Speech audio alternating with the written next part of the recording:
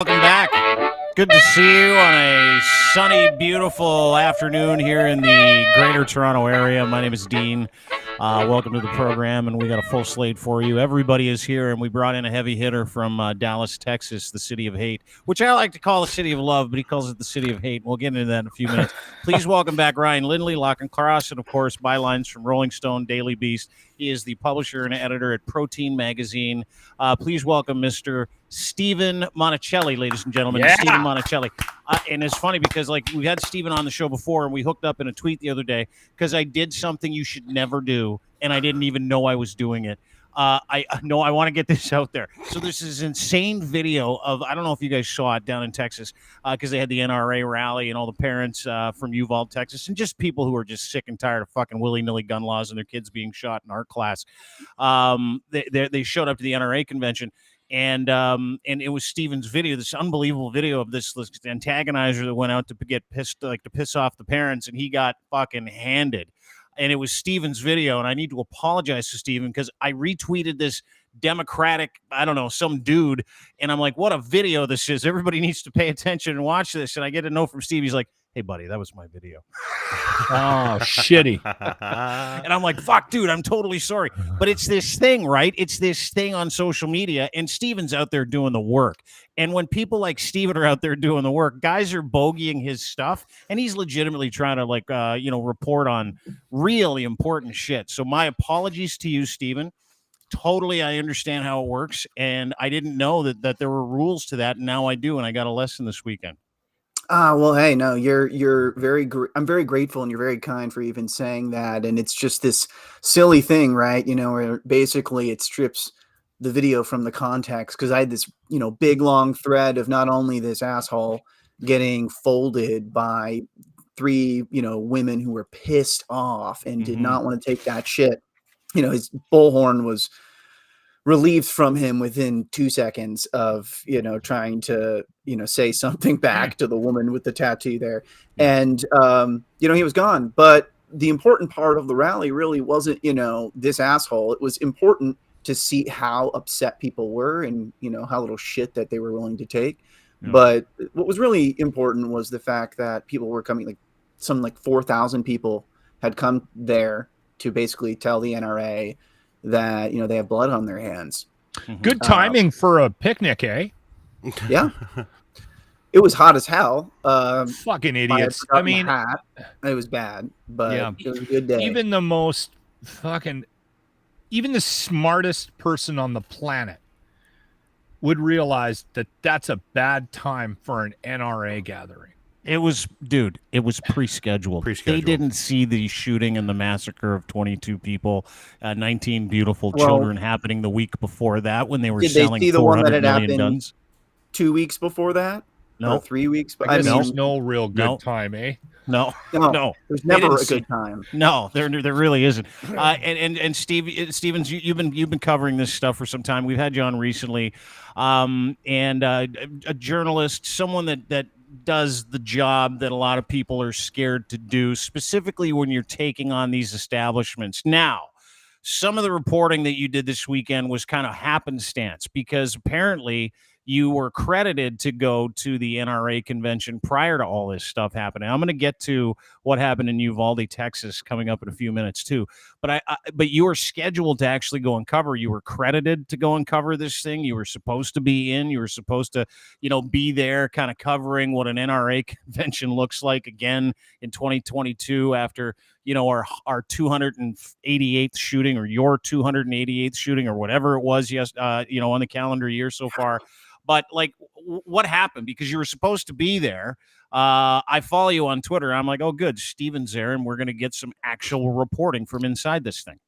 Well, I had applied. The application was still open when I applied, and I wanted to go and focus on the conference in light of all of the events that had recently happened. There had been a massacre by a white supremacist at a supermarket in Buffalo, New York, that killed several people. It was just horrific. And then now Uvalde, which we'll get to in a bit. And, I hadn't received any notification that my application would be rejected. It was, something that, I had dealt with in the past where, assuming that I didn't get rejected and I had applied and I was going to be writing for a legitimate outlet, which my article will be coming soon, that things would be all right. And when I get there, I am told that it was not approved, that by the time I had applied, they were at capacity and that I would have to leave. And so, Convenient. I'm a bit of a stubborn person sometimes. And so my photographer was also there with me. And so I was like looking around in this room we're in, the press office. I said, there seems like to be a bit of room here. Are you really at capacity? What does capacity mean? They basically gave me something about the number of journalists that they were limiting and that it was proprietary information. And that because I was being abrasive, that I was needed to be escorted out by a police officer. Proprietary. Yeah, I love how the guest list is now proprietary. We have the Bill of Rights in the United States, and it's like, this list of amendments. And the First Amendment is freedom of speech, which protects my job. And then there's the Second Amendment, which is, the one that involves guns and the right to bear arms. And I guess at the NRA Convention, the second comes before the first, because I wasn't the only journalist that had a bit of trouble. There was another journalist from Newsy who reached out to me and said that on the same day, despite they actually had explicitly been told they could get in and have some filming inside. And by the time they showed up, there were guards outside and they basically were told that, unless you have this specific thing that we want to see, which they didn't, that they couldn't go inside. And so they didn't get in that day. Now, this is you walking out of a place that's at capacity, by the way. This is a picture of you being escorted out. This is capacity at the NRA convention. And if you look at the banner on top, Houston 22 NRA, 150 years strong. They got the leadership forum happening, the annual meeting of members, and then they got the grand old night of freedom. I don't know how you feel about missing that, but I'd be crushed. $25 for Kid Rock. That's right. National Prayer Breakfast, in which they prayed for the victims after they started hooting and hollering about how important the guns were. And this looks good. The NRA Women's New Energy Breakfast. Did you see the quality of female NRA enthusiasts there? Like, what's that like? What's that cross section of NRA enthusiasts like? The ladies you'd find at the breakfast. Well, there's a video from an NRA convention a few years back. I wish I could tell you like from this one, but I didn't get to spend a lot of time inside. So a couple of years back, though, I think there's a video that represents it. It's a woman with her child, and the child is basically like racking a rifle and messing with it and taking the magazine out. And she's like, good, and like telling him what to do next. And of course, I saw this and I retweeted it and I said, is this grooming? Is this child grooming? Because that's the whole new rage in right-wing politics in the United States is they call teaching children about emotions or telling them, that they should be kind to people who may be different is grooming.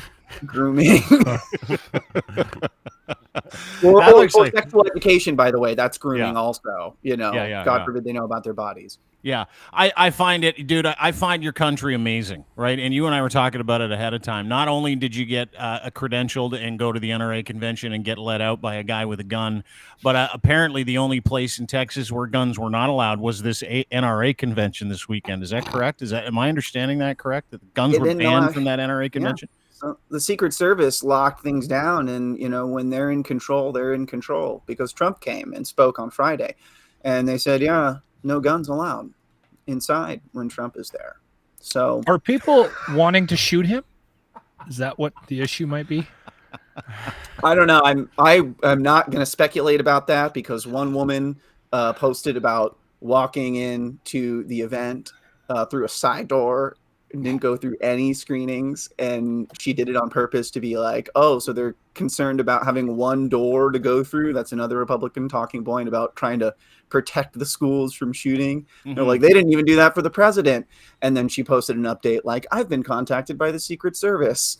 We'll see what they want.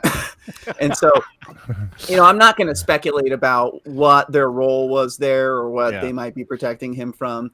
But, it is certainly ironic, to say the least. Yeah.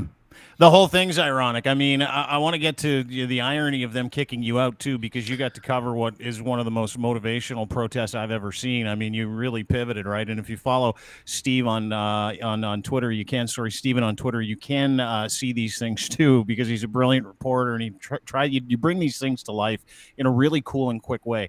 At Stevan, StevanZetti is where you can follow him on Twitter. You can see him on the actual big screen as well if you go and subscribe to our YouTube channel, Dean Blundell Show on YouTube. But I want to get to this because, like, you documented the whole thing. Just received word from your photographer colleague who arrived in Houston. Press pass was rejected. And then you tried to navigate that for him on your Twitter feed and heard nothing. I'm a credentialed journalist. And then you had to pivot, right? Because you got the boot. You had to pivot and you had to go outside and cover this.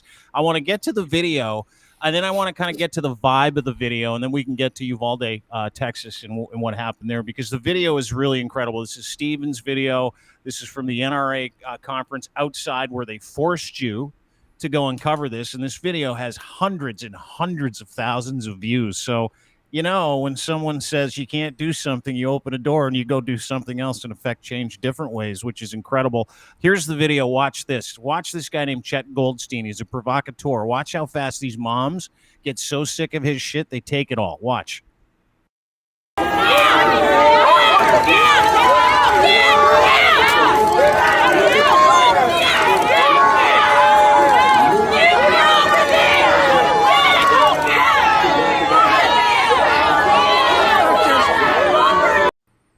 Yeah, so he's a pussy. Why is it always a pudgy, redheaded, bald guy with a beard? It's always a pudgy, redheaded, bald guy with a beard.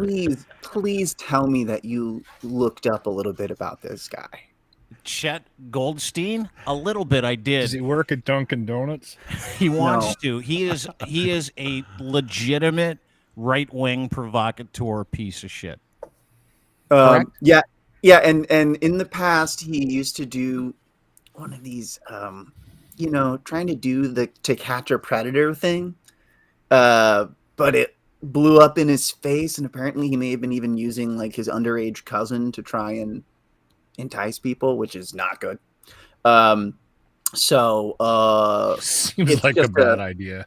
You can't make this stuff up. It is truly. I recognize him. I don't know why. He has he's shown up in a bunch of viral situations where basically they're antagonizing people in Texas and North Texas, whether it's like a trans pride thing or just some progressive organizing or protest. They show up to try and get attention to them. And so, I think we should just basically stop talking about him. And I'll quickly reference the awesome group of women who took his microphone and basically said, "Get the fuck out of here," which he was quickly complying with because he realized, no one was coming to his assistance. And they're called. Pretty sure he was going to get that thing inserted in his ass if he stuck around much longer. Yeah. So they're called Moms Demand Action. Check them out. They do a bunch of organizing. If you're in the United States, are you seeing? Is there a different vibe with this shooting than there has been in the past? Are people stepping up a little bit more? Are they getting them a little bit more brazen? Are they angrier? Are they more determined? Are you seeing more live action? Are you because there's a cycle, right, Steven? There's a cycle that goes on, and it happens up here. It happens every time we see something horrific like this.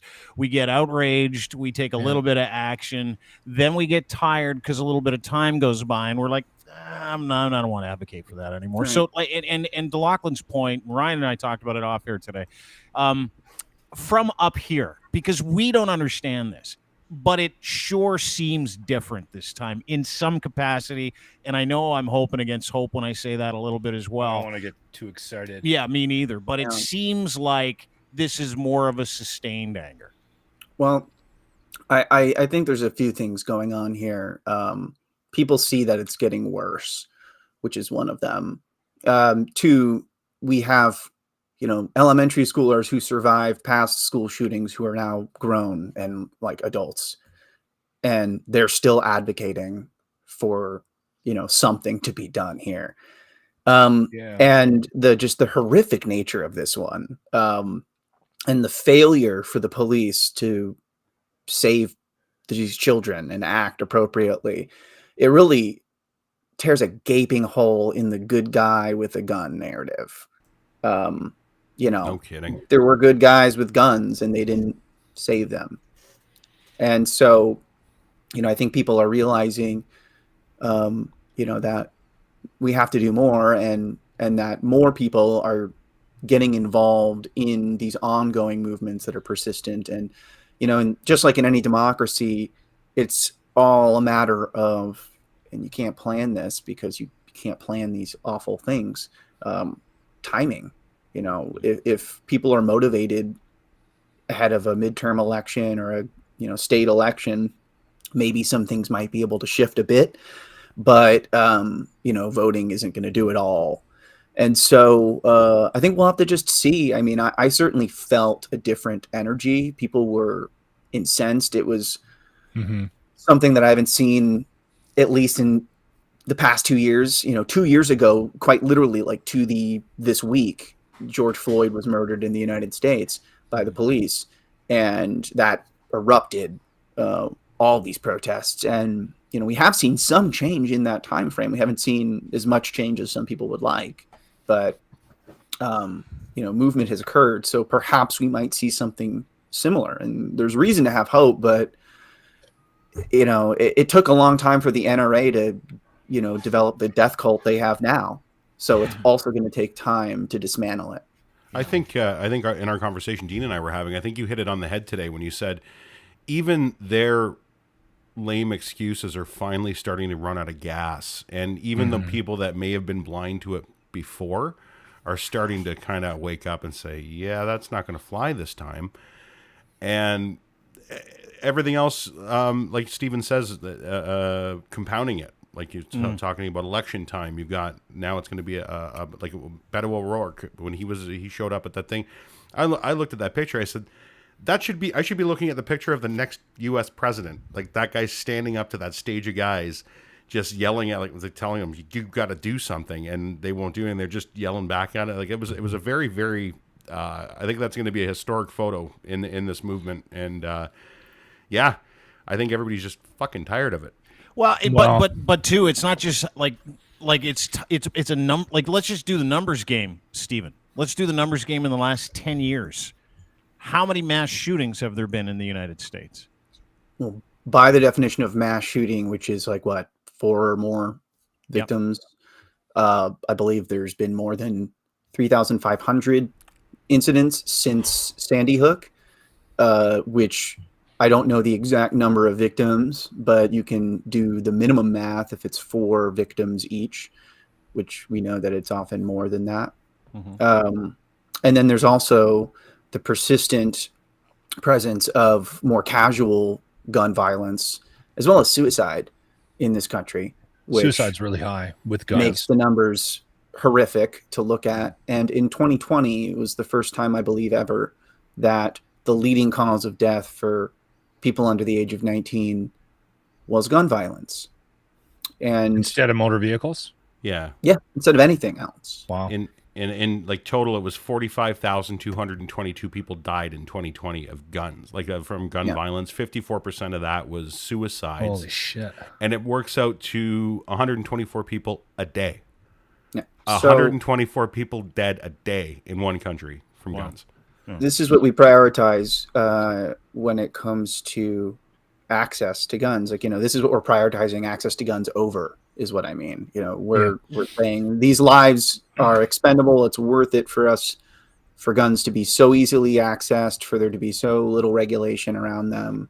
And, it's pretty astonishing when you look at it. Like, we got more guns per capita than anywhere. We've got more guns than people in absolute terms in this country. I don't want to say this is related, but we just got so many messed up problems that stand out, whether it's gun violence or the amount of people we put in jail. And there's deeper reasons for that, which, we're not necessarily going to get all into. But the simple matter of us having so many guns and so little rules and regulations around it it's glaring in comparison to any other nation. Like there's been studies where, it stands out. Like we have the vast majority of gun violence compared to any of our peer nations. Just in a quick little study I read yesterday, and this is a fact, out of the 29 most developed countries in the world, they put all the gun deaths or gun violence deaths in one pool, and the United States accounted for 94% of all gun deaths of the 29 most developed countries in the world. Locke, sorry, I didn't mean to interrupt. No, that's fine. That's fine. I've got another stat after Locke too. I've sort of looked at this most recent, the last couple of months, and I keep just saying this, and no one has even questioned my thoughts on this. I've referred to the United States gun problem as a sickness.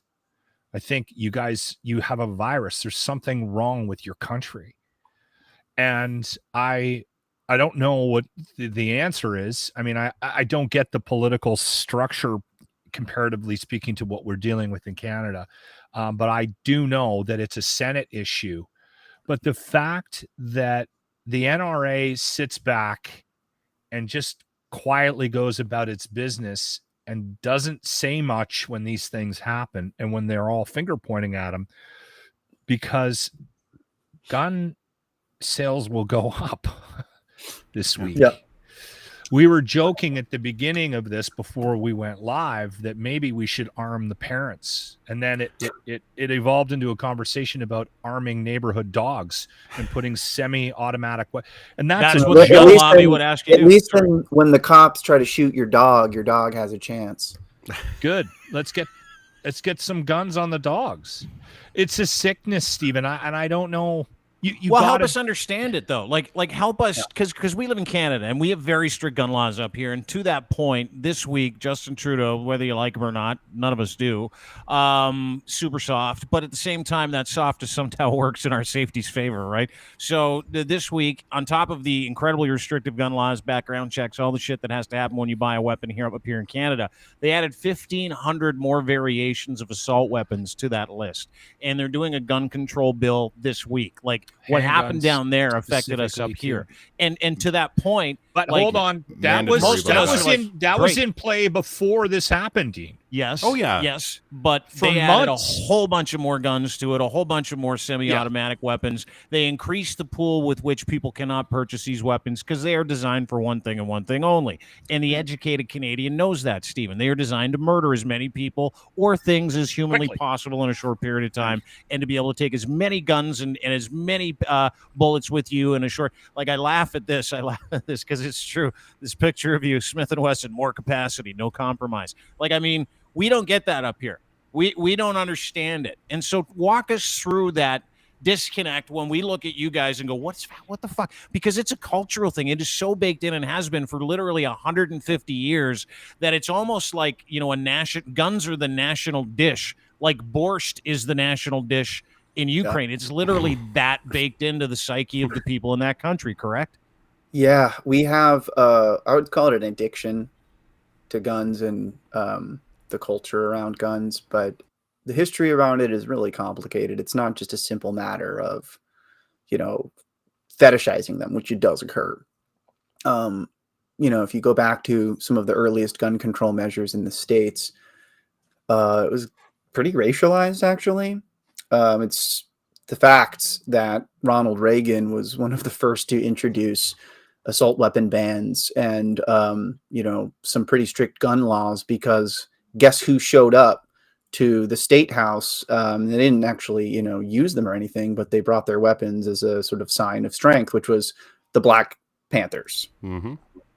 And the Black Panthers were trying to basically develop their communities so that, there wasn't as much violence and decay from things like, drugs and the epidemic around that was panning out at the time, and police violence and racism and all that stuff. And they had their own issues, which, this isn't what that's about. But as things have kind of evolved over time, the good guy with a gun, often being a white guy with a gun, has become this thing that the Republican Party nationally has taken up. And so there's been this odd turn away from, you know, someone who they still revere in many ways for many reasons, Ronald Reagan, as a governor of California, to then when he became president, and then now sort of this nostalgia around him. They've moved away from that towards just this full embrace of guns. You know, good guys with guns, often, you know, guys, you know, with money can afford guns, and that we need more of those good guys with money with guns. And, you know, they also talk about, you know, like violence in urban areas, black on black violence, as some sort of like racialized reason why, you know, Democrats don't actually care about gun violence and this, that, and the other. And it's all very disingenuous. In the end, it really does just kind of seem about, you know, they have political allies who support them. They support their political allies' goals. They get campaign distributions around that. You know, there's like a strong, active, vocal wing of people who are really obsessed with gun collecting and, you know, are very politically active around that. And then there's also a lot of manufacturers who make a lot of money from that, and they have a lot of reasons to want to keep that business going. So, I mean, I think it's a mixture of just like greed and callousness and just disregard for the safety of people who aren't really like them. Because when you think about it in relation to an issue like abortion access and how they want to get rid of that in the United States, and how they're so obsessed, you know, they say we're doing that to protect children, but then here they are letting kids die with guns. People might say that that's inconsistent. And I would just say, no, actually, there is a consistency underneath that is just considered impolite to point out, which is that they consistently don't care about people who they don't care about being harmed. And, you know, they've got theirs, and they've got their situations sorted out. And it's this fucked up tribalism thing. And we do have a culture that glorifies guns. But, you know, like we were joking about this earlier, Dean, like we play Call of Duty and we don't go shoot up people. Like, that's not the reason people necessarily become violent. It's pretty messed up to, you know, encourage kids to glorify guns from a young age and maybe not respect the horrific danger that they can present to other people. That's certainly not good. You know what's sad about it, Steven, is that I grew up, I got a gun was put in my hand at a very young age. And I remember the messaging behind it from my grandfather in particular, and a couple of other people in my life. And it was always like, this thing kills people. You were taught to respect the power of it, right? Yeah. Right. Yeah. And the message was really strong. Like, my grandfather was a hunter. And it just seemed like, I look at what you guys are going through. Like, my grandfather's gun is behind me. That's the only gun I have in the house. And it's a 30-30 Centennial 1967. And he left that to me when he passed away. And it doesn't shoot. You can't shoot it, but I think it's a collector. I've never had it. It'll scare the shit out of the neighbors on a drunken Saturday night, though. Cut your fucking grass. But look, you know, but we were taught to respect it, and it was for hunting. And so that's fine. That's fine. You know, like on the table, right? Like, hunting guns are hunting guns, and they're usually a specific type of gun that is not a semi-automatic tool of war that can drop 20 people in 20 seconds. You know, maybe that's an exaggeration, but, you know, like a single shot racked hunting rifle, there's a place for that. I have guns for self-defense because I've been issued death threats for my work, and I live in a state where I'm allowed to have one. Was I allowed to get it way too easily? Yes. What's that like? What's that process like, going to buy your first gun? Dude, I went to the freaking like sporting goods store, I think 30 minutes before they were closing, and was like, hey, I want that pistol. I'd already done my research, and they, you know, did my background check, which took no time at all. And I walked out with a gun and ammo. Wow. Just like that. Just like that. The shooter in Uvalde, which, you know, we should get around to. Yeah, please. He bought 2 long rifles, semi-automatic, from Daniel Defense, which is a pretty popular manufacturer of weapons. They make some pretty high-grade stuff. I know some people who they're like, yeah, I like their stuff. And I was like, do you like the fact that they advertised 2 weeks ago their guns with a child a photo of a child on the internet, and then they pulled out of the NRA convention in shame because the Uvalde shooter had bought their guns pretty much the first thing that they did when they turned 18. Took his birthday money. Yeah. Went there with his birthday money. And here's the thing. He financed those guns. So they actually, the place that sold him, Daniel's Defense, and I've got the picture that you're talking about, that they You used didn't to, have the cash? no, he Just didn't put have a the down cash. payment down? Oh, Strangely enough. Figures he didn't was have- not, he wasn't going to have to pay the bill, I guess. So why not? Yeah. We shouldn't laugh because it's actually fucking It's pretty brutal. sad. But I mean, this is the it's picture you're grim. talking about. This is Daniel's Defense. Their Twitter account, May 16th. Train up the child the way he should go, and when he is old, he will not depart from it. And there's them teaching a kid how to like rack and load a semi-automatic weapon of war, like a legitimate assault rifle. And again, we don't understand this. So this is That's not an allowed ad? up here. It's just like, that's it was an an ad. advertisement that they used, and so they've been summarily pushed away. But I mean, like, it's everywhere. Like in the days after that, people were like, we don't give a shit if 19 kids were killed, including this guy who apparently runs this church. You made me aware of this picture, Steven. Fucking wild. Like, absolutely fucking wild to me. It's a basketball court full of weapons right behind a church. Like, here, this is who we are.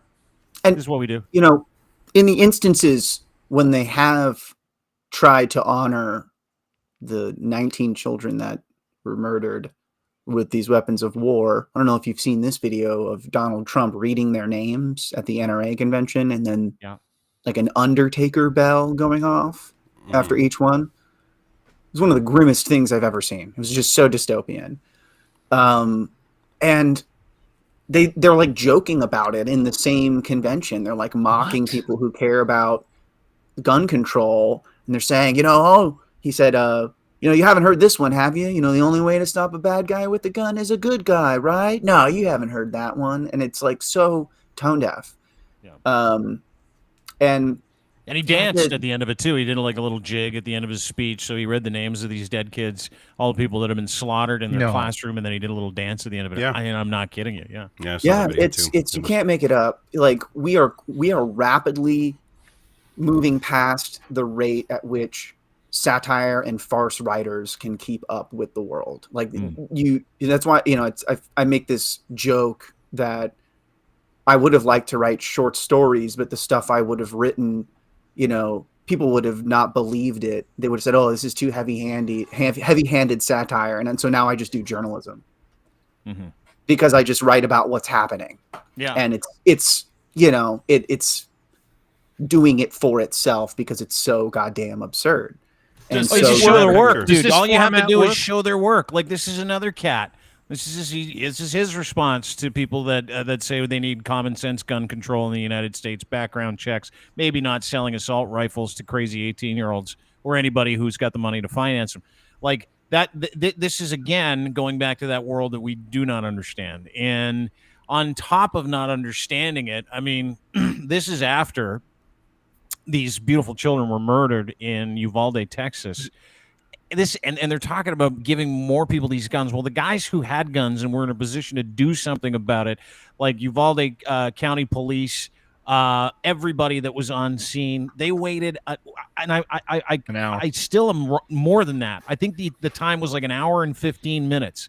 They waited with TAC gear on, hundreds of thousands of dollars worth of these weapons. They sat and waited outside the school. And I think that gives this extra push, the extra spice, or whatever it is that you want to call it when it comes to sustained outrage that people need to keep up, is the fact that, these arguments are so thin now because we're seeing what good guys with guns do. They hide in the fucking hallway, right? Yeah. Am I to understand that correctly? Is that they weren't even all in the those building. officers? Yeah, explain that to me if you can. We've got a timeline here that basically says, he arrives at the school around 11:28. He gets in the school and he starts firing more than 100 rounds shortly after 11:30 at 11:33. And he continues firing after that, after some officers enter the school and then basically back off when he starts firing at them. More officers begin to arrive by 11:50 at this point. And then children start calling the police from inside the school, inside the classrooms. I'm sure the surviving children will be fine. Now, mind you, one of the things that the police have said in their defense was, oh, we didn't think this was an active shooter situation anymore. I don't know where things got miscommunicated in the line of, or like authority, but they fucked up because it was actually an active shooter situation. And so they were waiting because they claimed they thought it was a barricade situation, not an active shooter. Meanwhile, there were kids in some of these rooms calling. This went on until 12:36, like a child called at 12:36. They keep calling. 12:47, one says, please send the police now. And then they waited until 12:50 when they finally apparently had a key to get in. And that's when, Ramos was killed somewhere between 12:50 and 12:58 by a different agency that had originally first responded. How funny is that? They had to wait. 11:23 to 12:50. So for an hour, over an hour, almost an hour and a half. It's like almost 80 an hour and a minutes, half. 80 minutes or something, whatever. It's crazy. Salvador Ramos systematically murdered an entire classroom while police with guns were sitting outside waiting for this to be done because they were too afraid to go in. And if you've seen the pictures of some of these guys with guns, I mean, they're petrified, like fucking petrified. Sorry, Steven, I didn't mean to interrupt. No, you're good. And I mean, one of the things that needs to be emphasized about this is that because of the weapons that he was using, which were high velocity long arms, they do really bad damage to human bodies, worse than pistols usually do. Those shots at close range within, the space of a classroom hitting a child's body, it's just horrific. Yeah. There was a report yesterday that I read that said that they needed to identify a lot of the kids and the people that had been murdered via DNA. Yeah. They couldn't identify in it. Was that correct? Yeah. It's just incomprehensible for us to think that nothing is going to happen, that there will not be significant changes to the laws, Stephen, when we hear these stories in Canada. Like there's no other country in the world that would allow something like this to happen without doing something immediately. Immediately. And that's why we think there's a sickness. There's no other way to explain what's happening in your country. And Stephen, you seem like a decent guy, and I know there's a lot of really decent, very frustrated individuals in your country right now, but it's an illness. It can't be described as anything other than an illness is what you guys have with this gun thing. Sociopathology is an illness. Yeah. We've got leadership across the board. I don't want to paint with too broad a brush. There are Democrats that are trying to push for this, but there are also some within their party that don't want to get rid of the filibuster because they want to force the Republicans to try to do something. And we'll see if that happens or whether anything happens at all. But it's, there are some people in this country who, they're basically sociopaths that are making decisions. And whether it's gun violence or, student loan debt or healthcare after an awful pandemic, all of these things, they're just doing nothing really about inaction. And it makes it painful to exist in this country and, describe it as a functioning democracy whenever it feels like it's so captured by we have our own issues in Canada, oligarchic, basically in nature. Every poll you see across the board, bipartisan polls down in the States, everybody wants change. Everybody wants to do something. They want background checks. Yeah, they want assault rifles banned. At least something. At least some. We have minoritarian government by, basically mostly white dudes who have what they want and they don't want anything to change, and they are totally incapable of rising to the occasion to deal with contemporary problems that we have. Some people just, that's why some people just default to white supremacy or white patriarchy or whatever, which is, it doesn't really capture all of it, obviously, but it certainly does a decent job of describing that we've mostly got a bunch of old white guys standing in the way of progress, which sucks as a, white dude that will hopefully one day be old. I would not like to be like that. Isn't that a part of the answer, though, to the question as to when things are going to change? Because, we have autocracy up here, and it is legitimately run by a bunch of conservative, dumb, old white dudes who help each other out and protect each other. And, a very conservative province that we live in, Ontario, the premier's this huge douche hole. We're going to get to him in a couple of minutes as well. But it's the same thing. It's about protectionism. It's about, everybody in their social, societal, cultural groups getting theirs and shutting everybody else out. And I what did you call that? Governing by minority. You had a word for it. It's a minoritarian government. In Love Texas, in particular, we have, what gerrymandering is. Basically they draw all the districts to their advantage. They make it harder to vote for people. There's no voting holiday. What do you do if you're a working class person who doesn't really have vacation time, or you've got kids, you're stretched thin? You don't fucking vote.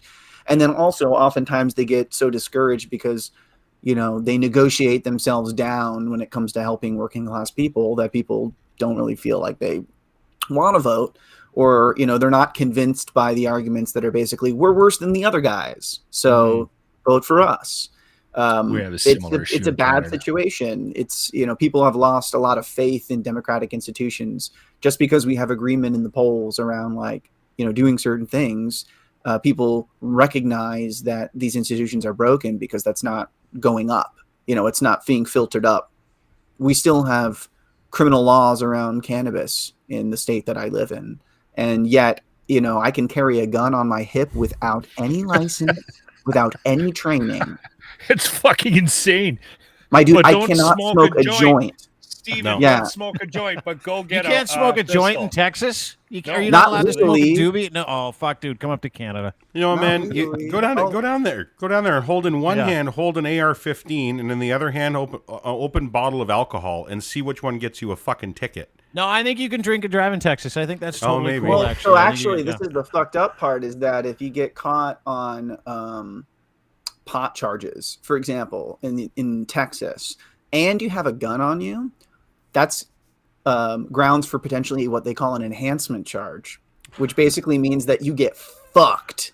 like it's not just a matter of oh, you had some pot on you and you can maybe do some volunteering. If the cops want to go after you and the DA agrees to it, they can take you down on federal charges. Because they assume that gun goes with the pot and you're up to no good. Weed. Yeah. So carrying a gun without a license, cool. Carrying a gun without a license while you're smoking a joint, jail. That's how joint, man. And if you know anybody that loves the plant, if you know anybody that enjoys the plant, you put a gun in front of them, they'll be like, "That's too much work, man." I am not interested in that. I just want to couch lock and eat some Ben and Jerry's. Someone. I don't want that. Yeah, it's too loud. I'm just chilling right now. Well, listen, dude, I want to thank you for kind of breaking this out for us. And before I let you go, you made mention about white dudes. And I said this the other day, and I'll say it again. Things will start to change when us people born into these sacks of white meat that experience this incredible privilege that we had nothing to do with start to put themselves in harm's way and start to give away their privilege to people who truly need it. And I mean that, and I mean that for the people down in your neck of the woods, and I mean that for people up here, is that the second some of us people that have just been lucky enough to be born into this ridiculously stupid privilege stand up and go, you know what, we're going to put ourselves in harm's way. We're going to put our risk and we're going to put our safety up for grabs here, because that's the most important thing you can do with your privilege. That's why we have it. And so I appreciate Steven. I appreciate you and your work at Protein Magazine. I appreciate the stuff in the bylines and Rolling Stone, Daily Beast. I really do. I love your work, and you know that. And thanks for giving me shit about posting that wrong video, because otherwise we never would have hooked up. Hey, no worries. Thanks for having me. And I'll just add, learn from that video. That's what happens when you let pissed off women lead the way and you just have their back. Like Yeah. they will get things done. History tells us this. So, you know, put yourself on the line, like you said, and use your privilege, but also know that, you know, other people can lead too, and they might even be better at it. And we just need to back them up. So, You know what I found amazing is women absolutely led the prohibition movement back in 100 and some odd years or 100 years ago. They got it done. I mean, they were tired of getting beaten by their drunk ass husbands. I get it. Like, fuck, that sucked. And then, of course, we had the whole mob thing, which was a different problem, and organized crime. So, we should be treating this as a public health problem. Baby steps, Steven. Baby steps. Yeah. Thanks again, guys. Thanks, brother. Great to see you. Thanks, Stevan Steve. Monacelli. We'll talk to you soon, man. Thanks so much. Protein I like Magazine is where you can get. He's an awesome guy. Well thought out, smart, socially responsible. Also a gun owner, doesn't mind having a couple of pints and raising a spliff or two from time to time. That's a fucking free thinker right there. I love him. I think he's great. And you should go follow him at Stevan A.N. Zetti, Z-E-T-T-I, I believe, is where you can find him. Sorry, Ryan, I didn't mean to interrupt you. Go ahead. No, it's okay. I was just going to say just a quick stat to what we were talking about earlier I thought was really interesting. Civilian-owned guns across the world, estimated number is about 857 million in civilian hands. 393 million of those are in America. Outside, it's America. 46% of guns across the world are owned by American citizens, not army citizens. Yeah. So, and this something to keep redneck in owns mind. most of them. That's what I'm saying. That's when we see these pictures. That's what makes those numbers make sense. Yeah, this guy. If he didn't spend so much money on guns, he'd probably buy a way better barbecue. Yeah, I believe me, that was the first thing I saw too, Lochlin. Yeah, instead of that one that looks like it was made out of an old oil barrel. And lawn furniture too, by the way. That shit is garbage. Might be able to upgrade the prostitute too, but yeah, it's just fascinating. And thanks to Stevan from Protein Magazine for joining us. Obviously, Rolling Stone and Daily Beast as well. I don't want to get any of his bylines mixed up. White privilege is a fun thing, isn't it? I'm watching it happen here in the province of Ontario as well. With this election. And I don't mean to pivot from like horrificness into political fortune and stuff like that, but we have to because Doug Ford had a what happened? He's having a horrible weekend. He's such a piece of shit. It's unbelievable. Was the bakery closed? They ran out of cream cheese. Well, you know how Karima went to his rally it was a few days ago and got arrested. He had her arrested for like literally no reason.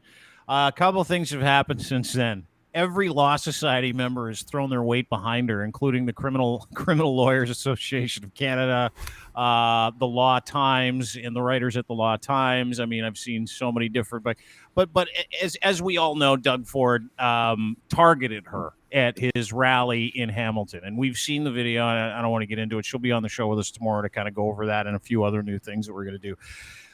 But what happened is it pissed off everybody. Like every single person in this province, to the point over where 1 million I've had, views on her arrest video. Oh yeah, more than that. I think it's like 1.3. Anonymous jumped on it. Yeah, which was fucking incredible. So Anonymous, and by the way, we do a little work with them. We actually have one of them that writes for us. He's a great guy. So Anonymous got us. They pumped that out. It's going to be like 2 million views, but it lit the province on fire, and it kind of gave everybody this idea that holy shit, maybe what's going on is really what's going on. That this guy is campaigning in the dark, and since then, we've learned a couple of things. That these rallies he holds are staged, all of them. They call you ahead of time. They call practice. Yeah, yes and no. It is and it isn't. Okay. Not when All you right. say we're doing like an open rally and we're going to get together. Everybody's going to have a good time. So I've never heard of this. Yeah, you call people for private rallies, if I'm not mistaken, Ryan. But like for public rallies, you allow people to come in, right? Yeah, of course, and it's usually advertised way ahead in advance. There's mailers sent out. There's flyers sent out. There's like just a postal codes they know how to zone it, and they know how a public rally gains momentum. Is this that's not what product happened. of the times, though? Dean, we are in the most divisive times I've ever seen. I mean, I remember back in the day when I was 18, 19, arguing with my grandmother about, Vander Zalm becoming the premier of BC. And her argument was, how could you vote for the other guy? Bill had much nicer hair. And we had a fight over that, but I've never seen anything like this. Maybe politicians, this is a sign of what we're going to be seeing moving forward, because who in their right minds would have an open public forum? Look at what Justin Trudeau goes through. Look at all of these idiots that they go through. Dude, this is different. This is not what you're talking about. This is not like, oh, you need to put like some security in place, and you got to be able to have like, some certain people in the audience that you can rely on, and we're going to put security here and there, and we're only going to invite like certain people, but we leave. Generally speaking, these things leave massive chunks open for audience members to come in, possible voters, to come and, see their candidate, listen to somebody. That's originally why these rallies started like hundreds of years ago, is people would go to the town square, share their message, everybody would listen. You could be an informed voter or not, right? Doug Ford's not doing any of that. This is all for fucking TV. All of it. That's why Karima was arrested at that rally the other day, is because he didn't want her in there when they were filming a television and a fake television show is exactly what they're trying to do. So we're being Truman showed is what we're doing. And Doug Ford knows it. Ivana Yelich knows it. And none of these people are invited, but he doesn't stop him or prevent him from sending people these emails and these invites, come to this thing. But here's the thing. None of them are invited. None of them. It's full. They don't want any of these people there. They didn't want Karima there recording it for that reason, because she would have outed the fact that these things are just a whole load of shit, like a major load of shit. So they sent 5 cops to arrest a woman who happens to be a lawyer, who happens to be an advocate, who happens to be much smarter than them. 5 cops had to throw her in the back of a cop car. Now, not only was that a problem for Doug, but at his rally in London yesterday, was it yesterday or 2 days ago? I think it was yesterday. 3 people protested. 3 people got in. 2 of them rushed the stage to try and get on the microphone to say you're destroying healthcare. 2. And all 3 of these people were white professional men. Not a great look for Doug, because he's campaigning for the white professional man so that the white professional man doesn't have to do much heavy lifting anymore, and he doesn't have to give up his privileges. He doesn't have to look at all the other traits. Shaking a hand of a woman in a burqa. Yeah. Well, so that was on purpose. Okay. Anyway, here's a video of Doug and the guy that interrupted him. This gentleman that you're going to see, his name is Jeff Hanks. Jeff Hanks is the co-chair of the London Health Sciences Coalition, I believe. Is that his name? Yeah, the Health Sciences Coalition. I haven't seen any of these videos. Wrong video. Here's the video. And thank you for coming out today. Yeah. So they dragged Jeff. I wonder why he has closed rallies. They dragged Jeff out.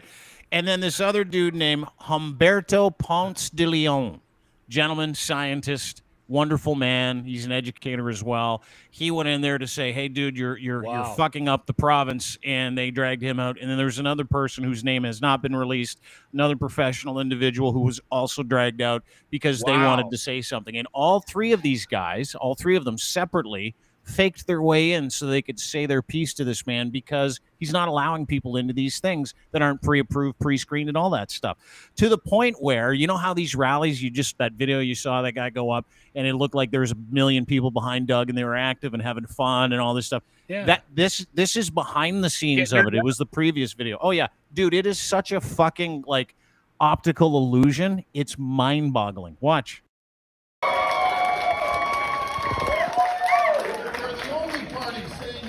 We're the only party with a positive plan to build Ontario. And it starts with rebuilding our economy with better jobs and bigger paychecks. Yeah! There's like 40 people in the room.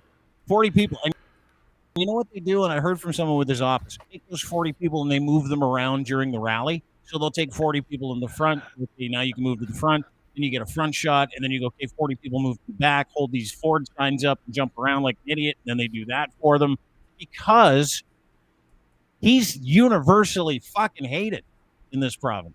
Why is he leading so much in the polls? I mean, we're dumb. I'll tell you two things. One is very few people are talking about these things because they won't. Mainstream media won't because he's in bed with Bell and CTV. Same thing with Edward Rogers. All he leans on Post Media, like to the point. He goes to Ottawa today. This is a fucking great story. Doug Ford subjected the people of Ottawa to a month-long occupation by Canada's dumbest rednecks. Right? Because he wanted that to sit at the foot of Parliament Hill. Because he hates Justin Trudeau that much and he really wants to be the prime minister. So he wanted to big himself up. Is there a reason this lasted a month? Yeah, it's because of him, because he's a dumb fuck who wanted to make everybody in Ottawa pay because he hates the capital city. Fucking hates it. So, long story short, he goes to Ottawa today. Keep in mind that they have a lot of, like, hundreds of thousands of people in that city still don't have power because of that storm about 2 weeks ago. If you remember that, and they've been screaming for him to do something, and he has said nothing about it. Not one thing. Zero. Nothing. So because he knew that he couldn't trust his rallies anymore, because he's afraid of what people are going to say to him if he goes to Ottawa, which he did today, he held a press conference, and I am not kidding you, not kidding, on the roof of the Ottawa Sun building that is owned by Post Media. All of them have endorsed him for premier of this province. On the roof. So no one could get up there. He did it on the roof so Karima couldn't get up there with her grappling hooks. On the roof so that nobody could get up there to ask him a question. Nobody could hold him accountable. You can't write this stuff. Ottawa won't vote for him. And it's right there. Like, everything we see about this guy is right there, and he's going to crush. He's going to win. Is it because of who he's up against? Does he have any competition, Linz? Ryan, what do you think? No idea. You don't have an opinion about the opposition in this race? No, I've always thought Andrea Horwath was a bit of a lame duck, and nobody knows who Steve Del Duca is, and he's the most polarizing and most compelling candidate on the stage, and that's who we're going to end up with again. So I sense some frustration from you, But Linz, you seem a little off today. It's okay. Is All it good. this? Is it this guy? Is it this that's bugging you? Is it Doug cheesecake? Ford? Is it politics that's bugging you? No, it's the entire. It's just what you bring up and what you show is exactly what it is, and it's frustrating when you try and tell people over and over and over again that that's what is going on, and then you show it because they said, "Oh no, that's not. No, that's just a story. You're making that up." Okay, well here we're gonna show it to you now, and we'll show you how this person is in 5 different pictures in 5 different spots. We'll show you a video of a guy bouncing a sign up and down, but I know when I go to like a concert, I don't move my arm all the way over to bounce my like if I'm holding at a game or something, to make sure that it's in the shot of the camera, not my head, just that sign like this, because why would I do that as a fan of whatever I'm here to see? It's literally a show. You're watching a show, and everything that is done there is done for social media. It's done for TV media. It's done for print media pictures. It is not done for a rally. If you think about the time that we live in now, a rally is redundant. You do not need to hold a rally. You have a captive audience in every single different channel that they have access to. You're giving him an excuse for what he's doing. No, I'm not. I'm explaining to people why there's. I'm explaining why people are fucking stupid that fall for it, because they're falling for it. They're thinking they're watching some big fucking revolution. That, oh, I must have missed that. Why didn't I go to the airport? I live 5 minutes from Doug Ford's fucking airport rally shenanigans. 5 minutes, Lochlin. I could fucking walk there in 15. And I didn't know about it. When I found out Karima got arrested 5 minutes from my house, I was pissed. I'm like, I would have been there with Karima. I would have totally gone over there for sure. I would have supported her, because I would have been able to walk into that rally if I would have pretended I liked Doug Ford. She can't, and we all know why. So yeah, I'm a little, I'm getting exhausted. I'm exhausted trying to explain That's it. fair. I'm exhausted trying to get to some sort of a, like, people want to rationalize it, or why is this happening? How the hell can this happen? You're letting it happen. Everybody's letting it happen. That's all it is. And there's nothing you can do. There's nothing he can do. There's nothing I can do. I mean, other I than disagree. this, and just I keep might be able to do talking some about stuff. it I and disagree. explaining it. Yeah. I actually I'm sure you. you do. Thank you. I I had appreciate a- that. Well, I think we're going to have some fun with it too. But no, you're right. They're like, listen, we as individuals cannot control the outcome of an election. We can have input. We cannot control it. And what we can control is the information we give to people, right? Which is the only thing. And I had this conversation with someone the other day who has asked me if I would consider getting into the political arena. And I told them absolutely not, because the most change I can affect is with giving people proper information, having some fun with it, and letting people in on what this really is, which is fucking bullshit. It's all bullshit. And where I've arrived at is this, Ryan. I'm with you. I have never been so grossed out. I have never been so in such disbelief that a guy like this, with the values of a fucking serial killer, could be on his way to cruising to a majority victory in this province again. It says a couple of things. It says we are a very wealthy province, and basically this is a Leaf game in real life, where all the rich guys get all the great seats, and the rest of us have to struggle to figure out if we can sit in the purples for one night a season, right? And the problem is that the people in the purples are going, well, there's nothing we can do about it. To Lochlin's point, there kind of is. And but it requires a couple of things. One, it requires you having the ability to listen, and requires you having the ability to weed through the truth, go and look for it. Trust certain brands and individuals to be able to educate yourself, and we're not doing that. You've already lost 60% of this country, Totally. right there. But- No, I'm but not Ryan, joking. I'm not insulting them. You've lost. Oh, them I know. because I they know. won't do the work. Well, it's the same reason why people stay super, super fat, right? Yeah. And if you watched Ricky Gervais' Supernature, I watched it on the weekend. It was fucking So brilliant. He had a good. great analogy, and he's like, "Well, the reason why big tubbies stay big tubbies is because they're big fat tubbies, right?" And he's like, goes to the doctor. He says to him, "Hey, listen, what do I do to lose weight?" "Well, you could exercise. Well, you could eat a little bit better, but you're not going to, are you?" And it's about the it. same thing. And they're part of this is a boiled frogs experience. But here's the truth. If you were ever under the impression, as I was for several years, as Ryan was, as maybe Lochlin was, that political parties, provincial or federal,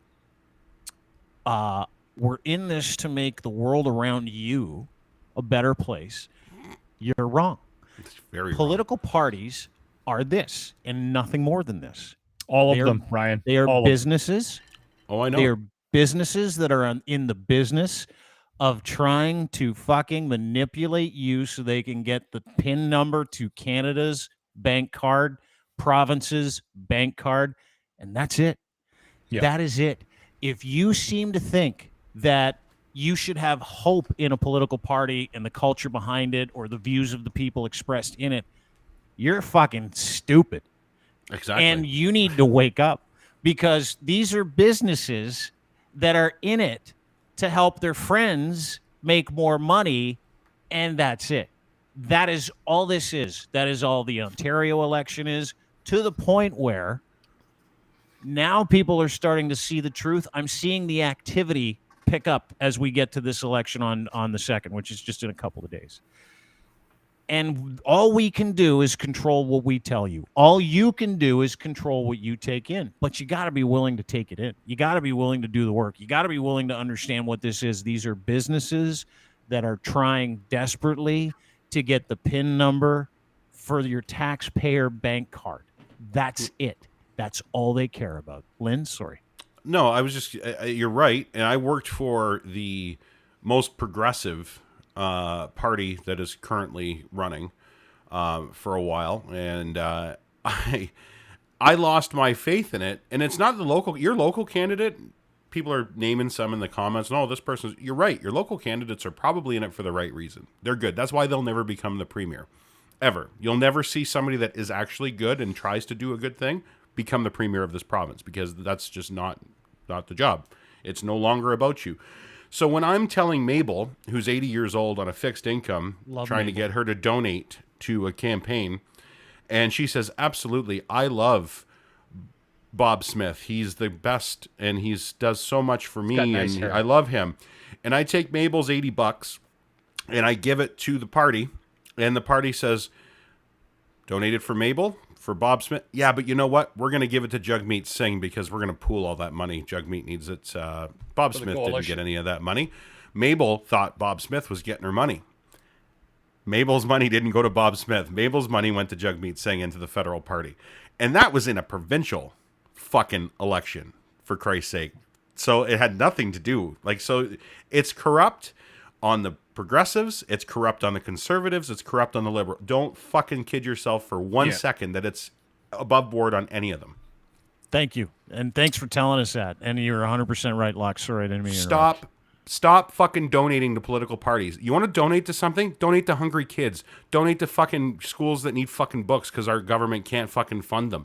Donate to things. Donate to a guy on the... I'd rather see you give your $20 fucking to the guy at the fucking stoplight with a fucking hat out because our government can't fucking do anything for him. A war veteran that fucking is hungry, living under a fucking bridge. Give your money to that where it fucking matters. Don't give it to some fucking asshole that's going to promise you the fucking sky and deliver you fuck all. We just keep letting it happen and happen and happen. And until everybody in this country wakes up and realizes it's all a fucking scam, it's a Ponzi scheme, we're going to have this conversation again in 4 fucking years. Stop it. I'm done. I'm sorry. No, don't be sorry. Fuck, you were vamping. Vince. I was trying to stay away from the heat. I was like, bring the heat, baby. Bring the heat, because you're 100% right. Mad. Dude, if we stop donating to these cocks, I'm not supposed to 100%. say that word, we win. Yeah. Don't give them any money. You're 100% right. You want to fucking make a difference? Turn the taps off. Turn them off. These guys just are manipulating you for your fucking hard-earned, in some cases, fixed income. And if you know anybody that donates to a political party, please have a conversation with them. So I had a moment this weekend, and I briefly mentioned it to Dean. I was watching this thing called The Hall. It's on Netflix, and it's a thing they're going to do annually now. They're going to have I guess, I don't know if it was started by Netflix. It doesn't matter. They're going to have a Hall of Fame for comics, and they had 4 inductees, and they had some presenters, and George Carlin, Joan Rivers, Richard Pryor, and Robin Williams are all inducted. It's about an hour long. Some of the presenters, Jon Stewart inducted, George Carlin, Chappelle, Richard Pryor. I'm trying to remember her name. She's a really aggressive female comic. Used to be on E! Network. She did Joan Rivers. Why am I missing her name? Chelsea Handler. Chelsea Handler. I want to sleep with her. I have for years, so I can't believe I forgot her name. You know how I know you're old is you said you wanted to sleep with her. Yeah. Fucking no one talks like that anymore, dude. Oh. No, it's like, I wouldn't mind making love to her. I'd like to get her dance card. Of women. I wouldn't mind. I wouldn't kick her out of bed for eating crackers. Right there. I know what you're saying there. You know what I'm getting at? Oh, that Chelsea Handler. She's some sweet heat. That Chelsea Handler. I don't mind her if I do. All right. What a dish. Be somewhat respectful. You know what I like about Chelsea Handler? She is never afraid to dump them out on an Instagram post for us to see, and they are spectacular, by the way. Yeah, she's awesome. As a red-blooded male, it's okay to think that. Go ahead, Locke. I don't mean to interrupt. So anyway, Jon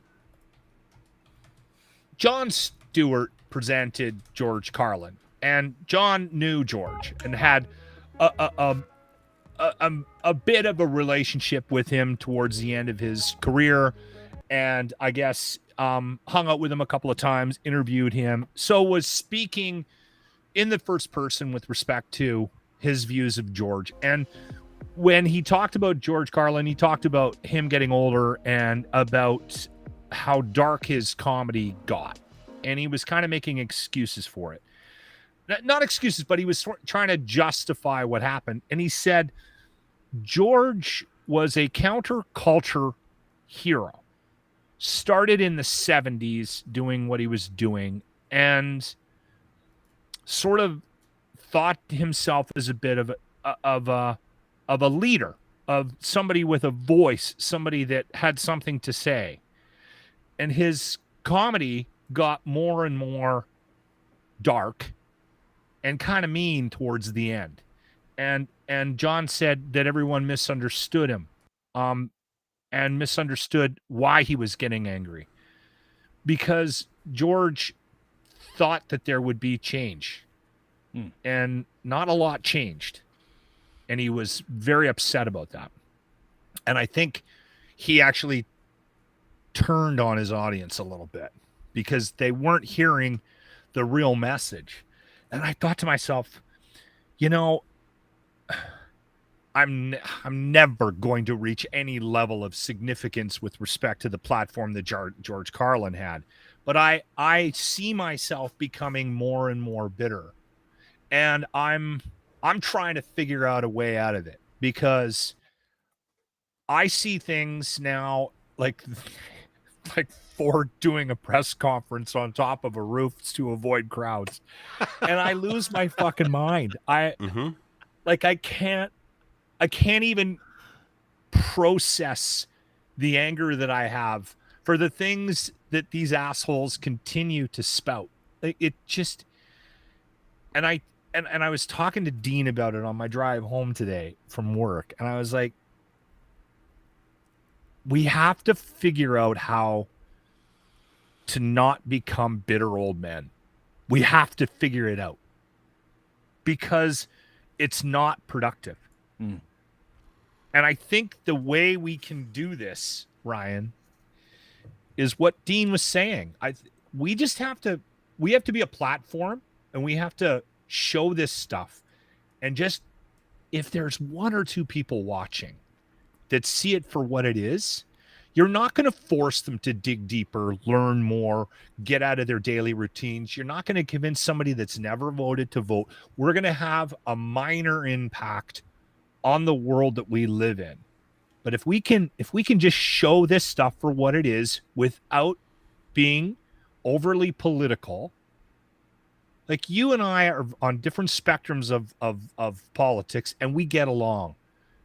If we can just show this shit for what it is, whether it's a liberal, NDP, if it's Democrat, Republican, doesn't matter, conservative, whatever it is, just present it. Show their work.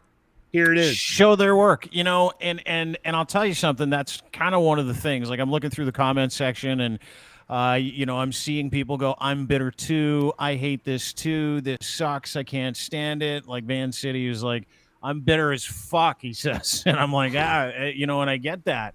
I get the ongoing frustration. I get the anger. I get it. This is systemic, right? And these guys whip us into a lather. And they do it because they want something from us. They want our support. They want our money, and probably both, right? Or our inaction. And so what they do, so fucking totally wound up, we don't do anything, and they are okay with that. And this is part of the strategy. It's like, let's prevent people from voting. If you want to know why Doug is doing these TV rallies and they're not real, it's to give people impression that everything's fine. You don't have to vote. I got this. I've been getting it done. He's not gotten anything done. He's gotten jack shit done. He's killed like tens of thousands of people. He's charging now. Your grandma here in this province shows up to go get her blood work done, to go get her cancer screening, and she's got to pay $86 for it. And if she can't afford it, they send her away. That's a new thing, by the way. Same thing with anesthesia. Same thing with like certain, like it is, they're privatizing healthcare, all those things. All the awful things that you're hearing about Doug Ford are 100% insulin true. needles, for fuck's sakes. Yeah, charging people for insulin needles. So like diabetics on a fixed income, you go there, he's like, yeah, I'll give you the insulin, but now you got to start paying me for the needles. Guess who gets that money? Whoever has the needles in stock. His buddy Galen Weston. Sorry, Brian, go ahead. And no, I was going to say, and just the insulin point, it's like, well, we're giving you the medicine for free, and it comes in this little vessel, and you have the tips. You have to buy the tip. You can, but because this thing is useless, this tube of medicine that you need to put in your body to survive cannot get there unless you buy this tip. It's only this tip. And they know it. It's like selling someone a car without the key. Yes. Here's a free Here's car. the car. No engine. That's Doug Ford. That is The his keys, government. Those are 15 his grand. friends. Those are his friends. And he's passing those profiteering processes off to his friends like Galen Weston, who's helping him privatize healthcare in this country. Slowly like but surely. who owns all the Loblaws and all the grocery stores. Of course it makes This sense. is a boiled frog. This is a boiled frog scenario. Is exactly it Totally. started with optimum points, and then it went to and Which I it love. farmed all Hey, your don't shit data. optimum points. Yeah, I got It's free farmed. pop today. It farms all your data, and I then got all of a free lotto sudden, ticket. now they know who you are. They know where you live. They know what you buy. They know what you eat. Now you get your drugs there. Now they know what you take prescription because you get points when you buy your prescriptions. Hot stuff. And now all of a sudden they're putting in grocery stores inside the little Shoppers Drug Mart, along with a fucking doctor's office. And if you want to see that doctor immediately, you can pay. There's your 2-tier health coming in. And you can get optimum points for paying for a doctor's visit. Yeah, you get optimum points, so you can actually like go see your doctor. You go make it. If you make an appointment with them, they'll give you optimum points where you can get a free cucumber when you walk out. Yeah. Yeah, here's some You few guys ever tips. heard of pickle in a bag? Yeah. Oh yeah. Yeah. Delicious. You can get pickles in a bag everywhere. They're delicious. Where the fuck did this come from? You And get why peeled did I oranges, have too. never seen this? That's are how you lazy talking and about? fucking Why- stupid Somebody we came are. up. Grant told me that his fiance got a pickle in the bag the other day, and I'm like, hold on, stop. Is that a What the fuck's sex pickle move? in a bag? Or is it a real? No, well, it's a pickle that's in a what bag. I thought. like a It dirty sounds like a Sanchez? Just give me sex the old move. pickle in a bag, everybody. Yeah, Right after a donkey I had to punch stand and on a- my head. I gave the old lady the old pickle in the bag last night. It was a lot of fun. I told her I want to sleep with her and give her a pickle in the bag. Yeah, you want a little pickle in the bag? No, they make pickles in the bags. They make all kinds. They make eggs in bags When too. Now did you can this get a, happen? I don't know. been couple around years When for a did ago. they while. start going into a store? And I they don't go, know, "Hey, but would you you're like an a idiot pickle if in a you go bag?" get one pickle in a bag and you pay $2 for it. You're a total fucking moron. I swear, Anyway, I think they that's probably, a great. I think it's great. I think it's. I hope it's somebody trolling the world, going, "This, we know how fucking dumb you are, and you're going to buy this, you stupid asshole." Hey, let's see if everybody will buy a pickle in a bag. But I'm gonna probably, don't judge me, Linz. Here we go. I'm gonna buy a pickle in a bag if I see this Go now. for it. Now that it's on my radar. You just want to see. Go Yeah. for Okay. it. So now if that you do it at you're Loblaws, curious, you can get yourself some extra points where you can get a doctor's appointment too. you might be able to use afford your points prescriptions. to see a doctor. Yeah, yeah. Because I have got this nasty, I don't know what it is, on my taint. It's like Lesion. There's I a think fucking it's word. I think it's Just a nasty lesion. I got a Holy little shit. I got some hydrogen peroxide on it last night, and I think we're on the road to recovery. But yeah. Yeah, then, my taint is on fire right now. Thank you. Maybe that. you overextended it in that yoga pose that you showed us this morning. Yeah. You see that? Yeah. Fuck, I'm getting down. Don't be fucking scissoring really with anybody are. with that dirty taint. You really are. Your yoga is incredible. Day 149 today in a row. Is that correct? This morning I was up early because the dog had to take a shit, so he barked me out of bed at like 3 in the morning. So I did my yoga this morning because I wasn't Yeah. going back to bed. And Kingston's got the runs. I don't know what's going on. Maybe a pickle in the bag. I got I believe the question So- was day 149. Day We got 149. no, all I'm this 150. information. This Yeah. morning's 150. So we're in the middle of a heater of a political conversation, trying to decipher this for everybody. Out of nowhere, you jump in and you go, "Have you guys heard of a pickle in a bag?" Then we start entertaining never that, talking heard of about the this. pickle in a bag for no reason at all. I'm not prepared for it. Doesn't matter. I thought, let's go with what Lochlin wants to do right now. Talk about pickle in the bag, and then we start talking about the pickle in the bag, and you're like, "My dog has the runs. Are you okay?" And I have Just a thing a on my quick taint. question. Have you had a stroke prior to getting on the program? Well, I got to admit, things were getting a little heavy, so I was trying to find a side street here. You'd be horrible in an interrogation. You know that, right? Like when you're like they teach you interrogation techniques, and it's yes Epsom or salt no. bath. Yeah. Yes I'm or doing no. that right Yeah, you away. do it. Let's Do the finish Epsom up so salt I can go bath. soak the taint. Yeah. All right, yes you'll or do it. no. Yes Thank- or no. Yes or no. That's all you have to answer. Yes or no. Stuff we You didn't fold get under to. question.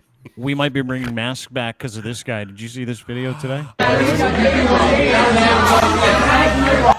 Look at him spit. Look at that. Say it, don't spray it, Sammy sprays. I've never seen this before in my life. Did you see this? This is a video that's just going finished around. a pickle in a Some guy bag. Just had a pickle in a bag. His mouth is just parched. Look at how much this guy spits when he talks. And look at the guy holding the beer. He's spitting right in his beer. Look at That's he forgot his teeth at home. There's no excuse for that. That's the only reason that's Got some hyper That's the salivation. definition of speaking moistly. You know, when Trudeau last year was like, you gotta try to not speak moistly if you don't want COVID, because he's an idiot. Remember that? This is the definition of speaking moistly.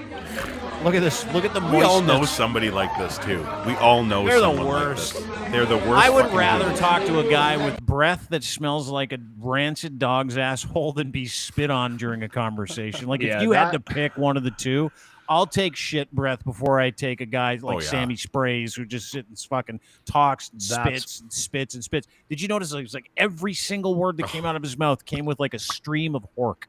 Oh, that's right. Awful. Oh. And we didn't get to that video, but the last video I want to show you today, so we can shove off, is when your kid makes it on the jumbotron at a sporting event, Big right? day. It's a big day for everybody. It's exciting. The kids want. Yeah. They got that floss move they do. Mm-hmm. Yeah. Yeah. They got all kinds of moves. Yeah.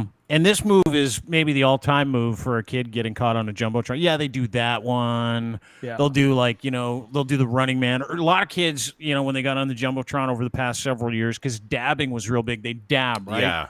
Dab What's over dabbing? and over again.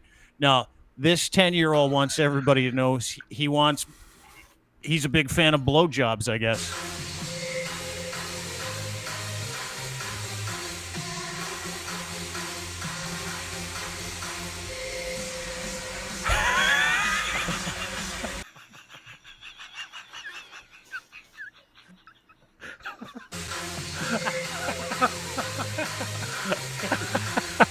Oh, good for her. She's having a great Look at him time. twist the pepper grinder when he finds out. There we go. Bang, bang, bang, bang, bang, bang.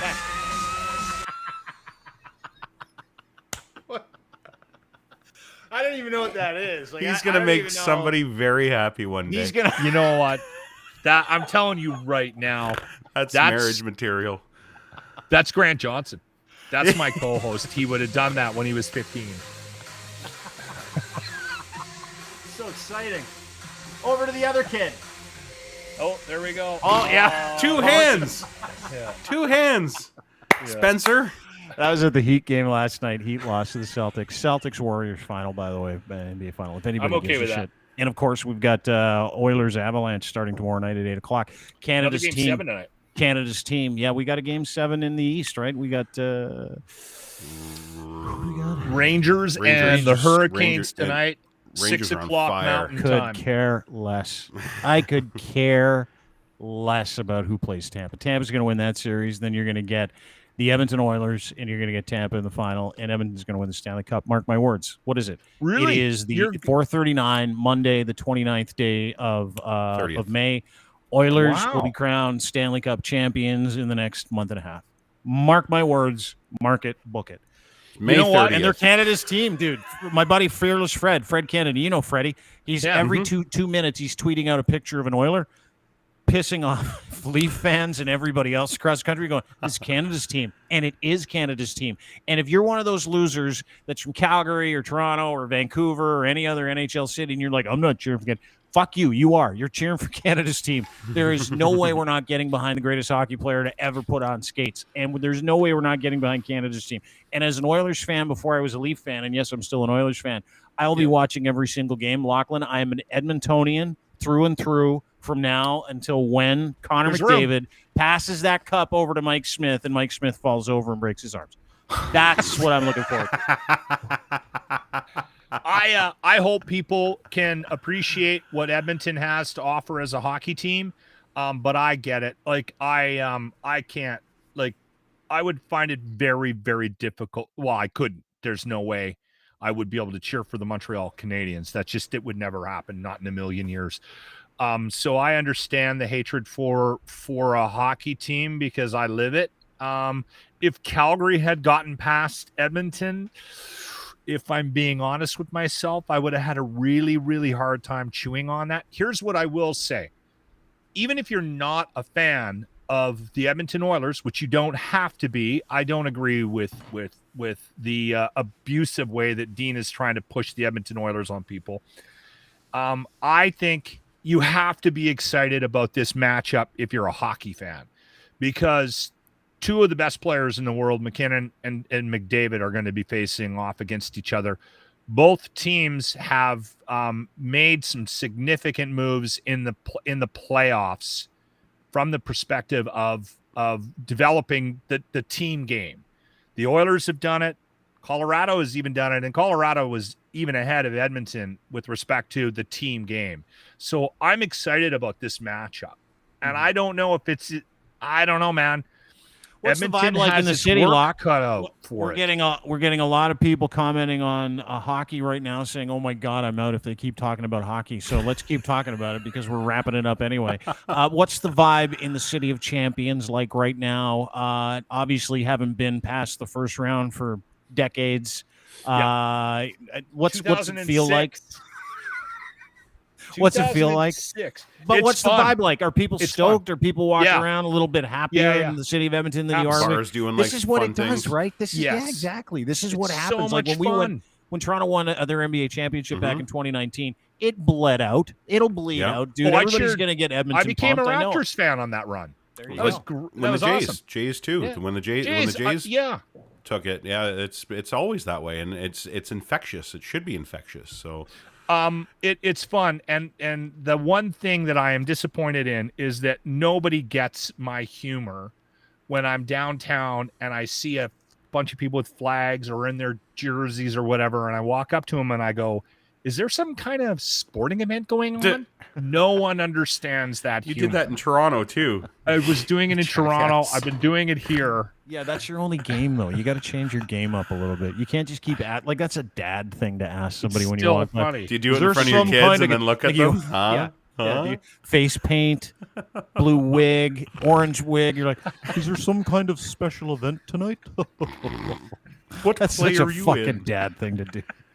Stop with the dad joke. You're trying to endear yourself to the guys downtown. You're like, this is how a 52-year-old guy relates. Is there some kind of game down here? Go local I'm sports just as team. excited as they are. I just find it funny. Is Mark Messier still the captain, guys? I heard Lee Fogelin and Kevin Lowe are going to be great on the back end, guys. Keep it up. Keep it up, Dad. Oh God! At Keep it least up, get old dude. video of you being a fucking asshole, please. We need content. It doesn't work if you walk up and you go, "Hey, is there some get kind of somebody sporting else. event?" You have to do it subtly in a bar. Dude, you would when be- everyone's losing their shit. Oh, You look where over all at that- the other table and you What's go, happening? Yeah. That part I get. I get what you're doing, especially when everybody's wasting. You're like, what's happening? What's on television? Jeopardy guy just win? What happened? Yeah. I don't well, know listen, why that I cricket find match? That funny. Yeah. I don't know why you do either, but good for you. For you. That is Lochlin Cross, 957 Cruise FM in Edmonton. At Lochlin Cross on Twitter is where you can find him. That is Ryan Lindley, Sheeple Shepherd Podcast. Please go download it, subscribe wherever you get your fine podcast. Apple, Google, Buy some of his Spotify, fucking merch. He's got good etc. merch. He does. He's got great merch, and you can go to All the proceeds go to deanblundell.com. our friend Alex Day Rebekov as well from Sheeple Shepherd. Be on this program tomorrow, as a matter of fact. We'll get an update live from Ukraine yet again. So go to the shop. Sheeple Shepherd merch is there. Locker Room merch is there. The Fuck Pootler merch is there too. It's really good. And I'm toying with the Doug Ford one. Like I was Yeah, I was you doing guys need some to come up with an idea for it. I was for doing us. some silk screening. I was doing some silk screen planning yesterday. I was planning my silk screens, Were you? and I came up with this one. Fuck you, Doug. I think that'll sell like a champ.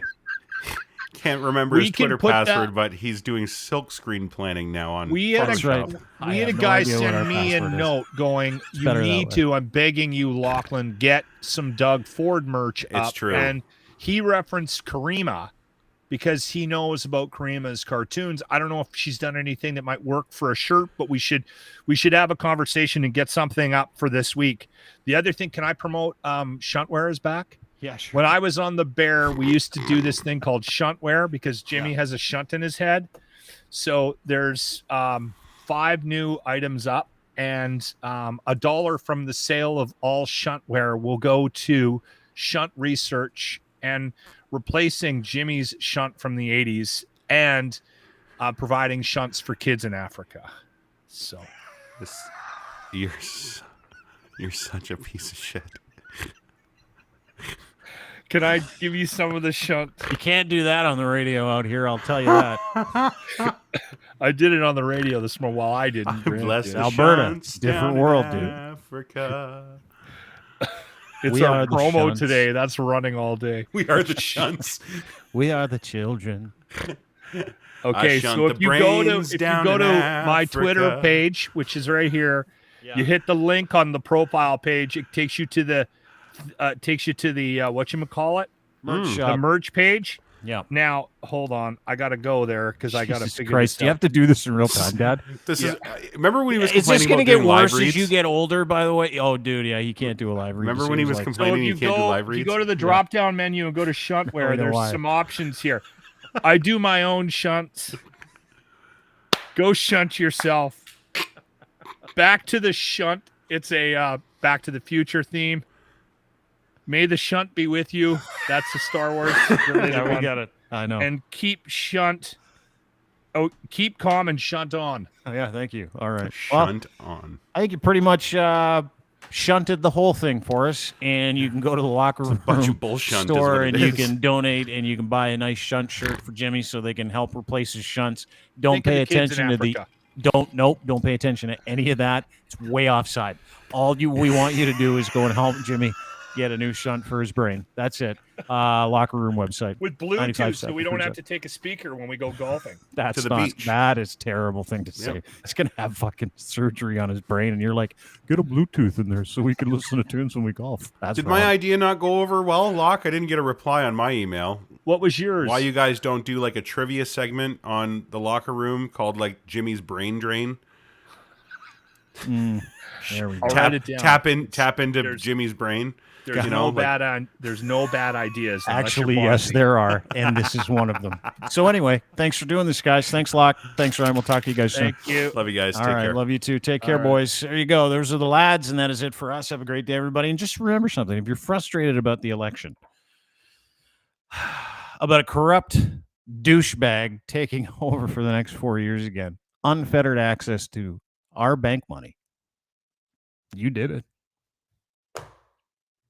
And you can't decide who wins an election. You can only have a say in it, and you can only stand up for the values that you have and hold. And you get busy working on those, so these things don't bother you as much. Doesn't bother me. Listen, Doug Ford can win this election with a supermajority. I still have to put food on the table. I still have to go to work. I still have to be good to my kids. I still have to pay attention to the things that are really important, as do you. You should be doing that anyway. You shouldn't be spending all kinds of time going, what about Doug Ford? Listen, he's going to get his. I know it. He's going to get his for the convoy. Trust me. He's going to get his for stealing from you, giving to his friends. He's going to get his for destroying wetlands and giving to his friends. He's going to get his. He's going to get his for all the criminality, all the corruption, all of it. He's going to get it. But it's not yours to decide, even though you really want it to happen because he's a piece of shit. Just go vote. That's all you got to do. That's all anybody has to do. Go and exercise your right to make that decision. And once you make the decision, let it go. Go home. Make yourself happy. Spend time with your children. Read. Read about locus of control. Seriously. Your chief job in this life isn't to vote. It's one of the cool things you get to do in this life. Your chief job in this life isn't deciding who gets what. Your chief job in this life isn't being a change agent or a hero. None of those things. Your chief job in life is to know what you control and what you do not. Your chief job in this life is to know truly what is up to you and what is not up to you. Doug Ford's bullshit is not up to you. We can only talk about it and tell people about it, and we can only get together and be culture leaders. But don't lose your nature over this. It's been happening for hundreds of years, and the other guys aren't much better or different at all. These are businesses that want access to the taxpayer's bank card and PIN number. That's it. So stand up, speak the truth. Don't be afraid. Be truthful. Be accountable. You'll be fine. You'll be fine. And vote early. That's the other thing. Shelley says. She's right. Vote early. Vote often. And you can still vote ahead of the Thursday. Up until like Wednesday, you can go to a polling station. All you got to do is Google it. Where can I go vote right now in Ontario? There's a list. You'll punt in your little area code, and they've tried to make it really difficult for people to vote in this province, but go do it. Find a way. And if the result isn't one you like, live with it, respond to it, know that you don't control it, voice your opinion. Be grateful for the things you have. Don't be mad because you can't have other things. Don't be mad because other people do. This is about you. This life is about you. It's not about anybody else. It's a mutable truth.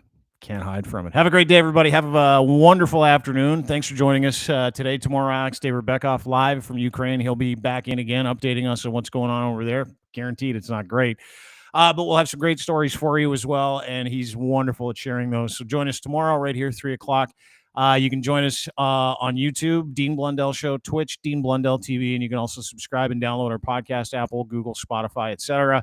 And don't forget to sign up for a newsletter at deanblundell.com. Thanks to our sponsors and friends at Easy Auto Financial for making this possible. Easy Auto Financial, helping you find financing for your vehicle, and it is turnkey, and it doesn't cost you a dime. They'll take care of everything. EasyAutoFinancial.ca. That's who you got to get in touch with, and they will take care of you. Again, no obligation. They don't sell your information, and they want to make sure you get financing. So if you got bad credit, these are your guys. Good credit, they're even more your guys. Trust me. EasyAutoFinancial.ca. Domination, helping people do content and stream game content, all the stuff that you do when you're doing streaming, podcasting, all this stuff, you can put it into this file, and then this AI spits out 72 promos. You know how hard it is to do a promo after a show like this, going and grabbing the best bits and then putting them in this little like 60 to 90 second bit montage, and then say it's hard. These guys make it easy. 7 minutes, 70 pieces of content, kicks it right back out. Try them for free today as well. Go to dmntn.com for more information. And not done there. Thanks to Ed at Ed's Fine Imports. He's got Gitch. We wear them, Gitch, luxury branded underwear. That's the name of them. Pouch in the front. Guys, you will not ever wear another pair of underwear. Ever. Boxer briefs, pouch in the front, super breathable, lightweight, great band. And he'll send you a free pair when you order 3 or more from him online at edsfineimports.com. Use promo code GITCH and then the number 3, edsfineimports.com. Have a great day, everybody. Thanks for being part of the show. We'll see you tomorrow, 3 o'clock. Alex David-Bekoff, live from Cherkasy, Ukraine. See you then. Bye.